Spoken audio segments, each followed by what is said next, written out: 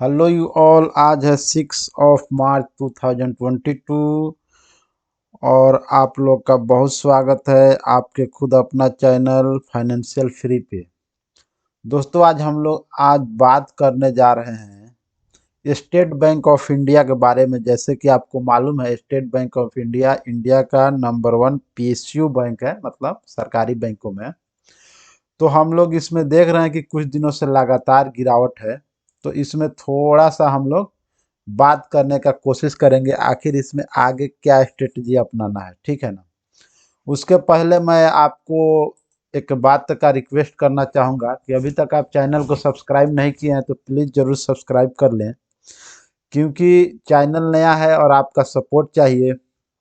और वीडियो अच्छा लगे तो लास्ट में लाइक कर दीजिएगा, ठीक है ना। मार्केट में काम करते हैं तो लगता है कि हमारा और आपका रिलेशन रहना चाहिए, क्योंकि मैं आपको अलर्ट कराते रहता हूं कि आपको क्या करना चाहिए कौन से स्टॉक में। नहीं तो आप कमेंट कर सकते हैं, कोई क्यूरीज हो। और दूसरी बात यह है कि अगर अपना पोर्टफोलियो का आप रिव्यू कराना चाहते हैं तो डिस्क्रिप्शन में जो ईमेल आईडी रहता है financialfree1 के@gmail.com के नाम से, उस पर आप अपना पोर्टफोलियो का स्क्रीनशॉट लेकर के भेज सकते हैं, ठीक है। तो आज हम लोग बात करने जा रहे हैं, पहले इसका क्लोजिंग प्राइस देख लेते हैं, ओपन प्राइस देख लेते हैं। जैसे आप देख रहे हैं दोस्तों कि यहाँ पे ओपन प्राइस 460 दिखाई दे रहा है, ठीक है ना। और हाई बनाया 470 रुपया 90 पैसा का, और वहीं पे लो बनाया 457 का, ठीक है। और क्लोजिंग प्राइस 467 का दिखा रहा है, ठीक है। तो बात यह है कि लगातार जो इसमें गिरावट है, ये गिरावट थमेगी कब, ठीक है। गिरावट थमेगी कब, क्योंकि बहुत दिनों से लगातार गिरावट है। जैसे कि मैं हाईलाइट करके रखा हूँ आपके इस पर स्क्रीन पर कि ये 3 नवंबर को 542 का हाई बना के आया है, ठीक है ना। जैसे आप यहाँ पे देख सकते हैं, हाई बना के आया है 542 का, ठीक है ना। 3 नवंबर का बात है। उसके बाद नीचे जब आता है ये, तो ये हो जाता है 20 दिसंबर, ठीक है ना। और लो बन जाता है 440 के रेंज का।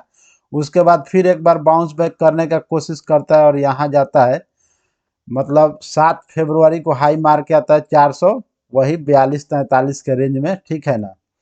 तो यहाँ पे रेजिस्टेंस एक तरह से ये फेस कर रहा है। यहाँ पे जैसे आप देख रहे हैं तो ये रेजिस्टेंस फेस कर रहा है। अभी जो प्राइस जो आप देख रहे हैं तो 456 के करीब दिखाई दे रहा है, ठीक है ना। तो होता यह है कि जब प्राइस रेजिस्टेंस फेस कर लेता है, ठीक है ना, तो उसमें थोड़ा ज़्यादा करेक्शन का संभावना बढ़ जाता है। तो संभावना बढ़ता है तो नीचे उसका सपोर्ट भी होता है। तो मुझको लगता है कि अभी जो प्राइस रेंज है यहाँ पे इसको सपोर्ट मिलना चाहिए 450-45 के रेंज में।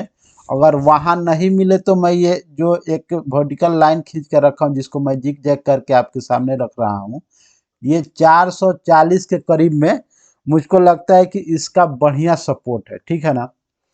और उसके बाद वो सपोर्ट को तोड़ देता है तो मुझे लगता है कि ये S1 लिख देता हूं मैं, और ये सपोर्ट नंबर 2 हो जाएगा, ठीक है ना। ये करीब 410 के या ऑलमोस्ट 400 का रेंज मान लीजिए, जो बैक साइड में देखने से मुझको काफी अच्छा सा सपोर्ट दिखाई दे रहा है, ठीक है ना।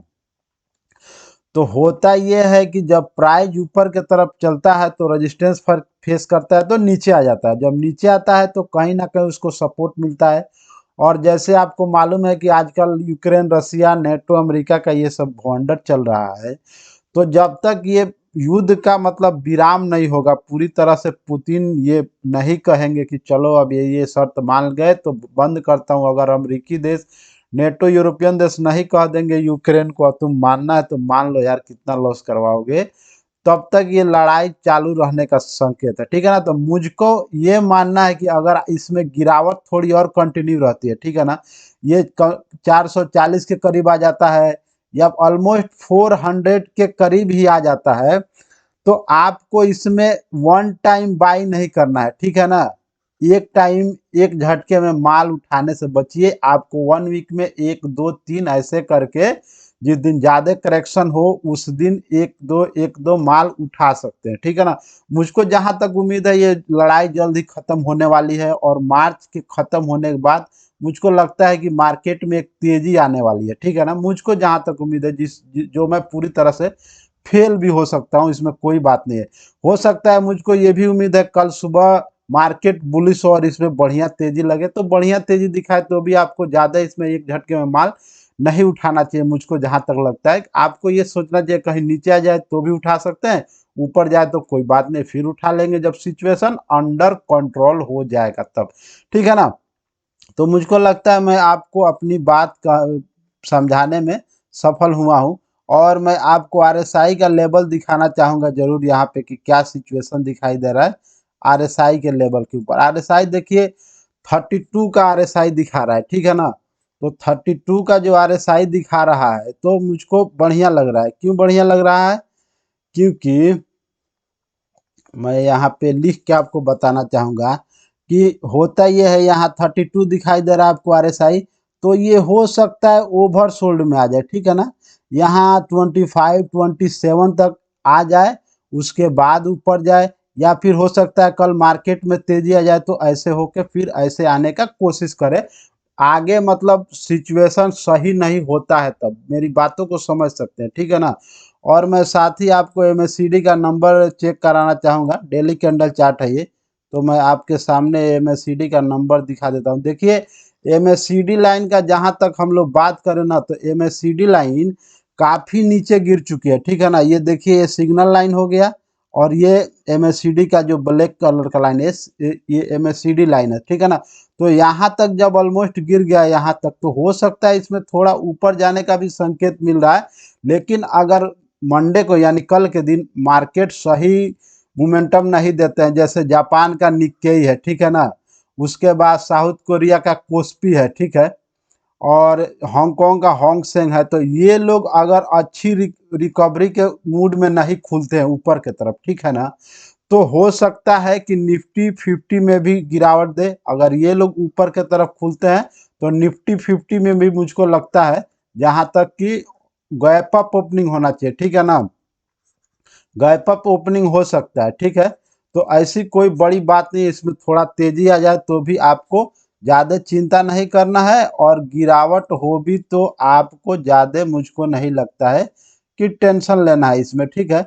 मैं आपको इसका 1 मंथ, सॉरी हाँ, 1 मंथ कैंडल चार्ट आपके सामने इसका मैं प्रेजेंट कर देता हूँ। देखिए 1 मंथ कैंडल चार्ट जो है अभी ऑलमोस्ट यहाँ पे 5 डेज के ईएमए के पास आके रुका हुआ है, ठीक है ना। यहाँ पे आप देखिएगा ये 5 डेज के ईएमए के पास क्लोजिंग प्राइस है, जबकि 9 डेज के ईएमए से नीचे, यानी कमजोरी है प्राइस में, ठीक है ना। ये कोई माने चाहे नहीं माने, प्राइस अभी कमजोर है। लेकिन कमजोरी कहाँ तक रहता है? कमजोरी से ही क्या होता है, तेजी निकल के आता है, ठीक है ना। और तेजी से ही क्या होता है, कमजोरी निकल के आता है। ये मार्केट का रूल है, ठीक है ना। ये इसमें टच होता है, ये इसमें टच होता है, तो इस तरह से आप सोचिएगा, ठीक है। तो मैं आपके सामने अब मैं यहाँ से लेके चलूंगा आपको टिकट टाइप के साइड पर। मैं यहाँ 1 डे कैंडल चार्ट प्रेजेंट कर देता हूँ। तो मुझको लगता है मैं जहाँ पे ये लिखा था वो आपको सपोर्ट जहाँ मैं दिखा रहा था, आप ध्यान से समझे होंगे। तो मैं टिकट टाइप के साइड पे आया हूँ, और यहाँ हम लोग भाव दिखाई दे रहा है 461 रुपये का, ठीक है ना। तो अलग अलग जगह पर अलग अलग भाव भी दिखाई दे रहा है। 5 रुपये 45 पैसा का गिरावट है। और हम लोग जो बात कर रहे हैं, आपको तो मालूम ही है कि हम लोग बात कर रहे हैं स्टेट बैंक इंडिया के बारे में, ठीक है ना। स्टेट बैंक ऑफ इंडिया के बारे में 461 रुपया का भाव दिखाई दे रहा है। No problem. अब हम लोग सीधे देखेंगे इसमें क्या ये है, क्या बोलते हैं इसको, क्या सिचुएशन है फोरकास्टिंग में, आगे आने वाले दिनों में क्या राय दे रहे हैं जो इसमें एनालिस्ट अपना राय, ठीक है। तो जैसे मुझको लगता है कि यहाँ आप देख सकते हैं कि लगभग लगभग क्या 41 एनालिस्ट का राय है, जो बहुत बढ़िया, बहुत ज़्यादा एक तरह से ये संख्या है। मुझको लगता है यहाँ पे आप देख सकते हैं 41 एनालिस्ट का राय है, जिसमें से 98% एनालिस्ट का, लगभग ये समझिए लगभग 40 एनालिस्ट राय दे रहे हैं कि आपको इसमें क्या करना चाहिए, आपको इसमें बाइंग करना चाहिए, ठीक है ना। तो बाइंग का लेवल हम लोग देख लेते हैं आगे चल के। यहाँ पे जो आप देख रहे हैं बाइंग का लेवल जो है 1 साल आगे के लिए हम लोग बात करें तो फोरकास्टिंग देख रहे हैं यहाँ हम लोग मार्च 2023 के लिए हायर साइड के ऊपर बात करें तो 75% का आपको रिटर्न मिल सकता है। सॉरी माफ़ कीजिएगा, 73 है, 73% का आपको रिटर्न मिल सकता है। 800 तक इसका प्राइस जा सकता है, ठीक है ना। और लो में रहा तो भी आपको 514 तक रह सकता है, जो ऑलमोस्ट 11% की तेजी है, ठीक है ना। और मीडियम में रहा तो आपको 42% जो यहाँ लिखा हुआ है, तो इतना मिल सकता है। और प्राइस 660 तक भी जा सकता है। तो मुझको जहाँ तक लगता है कि ये सिचुएशन सही है, इसमें ये कोई बात नहीं है कि आपको पैनिक करना चाहिए। गिरे तो आप और माल को इसमें उठा सकते हैं, ठीक है ना, मुझको जहाँ तक लगता है।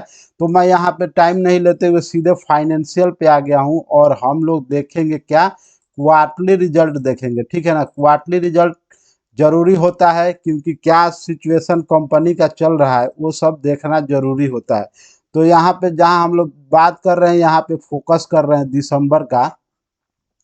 तो दिसंबर में और पिछला जो सितंबर का क्वार्टर है, इसमें देखिए 1,01,143 टोटल रेवेन्यू का हम लोग बात कर रहे हैं। थोड़ा ध्यान दीजिएगा, ठीक है ना, टोटल रेवेन्यू बहुत जरूरी है। टोटल रेवेन्यू का हम लोग बात कर रहे हैं, तो यहाँ से ऊपर के तरफ ही जा रहा है प्राइस, ठीक है ना, बढ़िया ग्रोथ दिखाई दे रहा है। उसके बाद हम लोग नेट इनकम यानी नेट प्रॉफिट के बारे में बात करें तो पिछला में आया था 8,679 करोड़, अभी आया है 9,299 करोड़, ऑलमोस्ट 9,300 करोड़, ठीक है ना। तो यहाँ पे ग्रोथ दिखाई दे रहा है क्वार्टरली बेसिस के ऊपर। और ईपीएस की बात करें हम लोग, जहाँ अर्निंग पर शेयर की यहाँ पे, तो ईपीएस 9.96 से बढ़ के 10.17 तक चला गया है, ठीक है ना। तो यहाँ पर भी हम लोग को क्या हो रहा है, ग्रोथ दिखाई दे रहा है ईपीएस के अंदर और नेट प्रॉफिट के अंदर, ठीक है। तो यहाँ भी सिचुएशन बढ़िया लग रहा है। मैं आपको सीधे एनएससी के साइट पर लेके आया हूँ, और यहाँ हम लोग देखते हैं कि क्या इसमें सिचुएशन है। देखिए टोटल 20,06,000, सॉरी माफ़ कीजिएगा, ये सैकड़ा हज़ार, 10,00,000, 10 lakh crore, 2,06,84,000 268 total quantity trade हुआ है, ठीक है ना। टोटल क्वांटिटी करोड़ों में ट्रेड हुआ है। ट्रेड देखिए कितना ज़्यादा हुआ, उसमें से 59,28,253 को डिलीवरी के लिए उठाया गया। ये बहुत बड़ी संख्या है, ठीक है ना। ये जो डिलीवरी का है ना, ये संख्या बहुत बड़ी है। लेकिन इतना ज़्यादा इसमें ट्रेड हुआ है ना, कि यहाँ पे परसेंट ऑफ डिलीवरी आपको जो यहाँ पे दिख रहा है ना, ये परसेंट का जो डिलीवरी है यहाँ पे कम लग रहा है, मात्र 28.66% का दिखाई दे रहा है, ठीक है ना। तो बढ़िया मुझको लग रहा है सिचुएशन। इसमें अगर आपको और गिरता हुआ दिखाई दे, ठीक है, आपको जैसे मैं बताया था कि आपको यहाँ तक गिर जाए, मैं आपके साथ फिर से एक बार ये मार्किंग करना चाहूँगा। यहाँ पर जैसे आपको गिर जाए 440 के पास, कोई प्रॉब्लम नहीं है। यहाँ तक ऑलमोस्ट 400 के पास तक चला है, ठीक है ना, या 410 तक आपको मिल जाए तो कोई बात नहीं। लेकिन बात एक ही है कि आपको एक झटके में, ठीक है ना, वन टाइम आपको माल नहीं उठाना है, ठीक है। आपको एक्यूमुलेट करना है, थोड़ा गिरे फिर लेना है, थोड़ा गिरे फिर लेना है, थोड़ा गिरे फिर लेना है, थोड़ा गिरे फिर लेना है। देखिए मार्केट गिरता है तो हमेशा गिरते ही नहीं रहेगा, ठीक है ना, ऊपर भी जाएगा, आएगा चांस। अगर आप लॉन्ग टर्म निवेशक हैं तो आपको जरूर पैसा कमाने का इसमें मौका मिलेगा 1 साल के बाद तक, मुझको जहां तक लगता है, ठीक है ना। तो मुझको लगता है मैं अपने बात को आपको समझाने में सफल रहा हूं, तो मैं यहाँ से निकलता हूं। और वीडियो को अच्छा लगे तो वीडियो को लाइक जरूर करिएगा, और चैनल अभी तक सब्सक्राइब आप नहीं किए हो तो जरूर सब्सक्राइब करके मेरा सपोर्ट कीजिएगा। Thank you again watching this video. Thank you gentleman.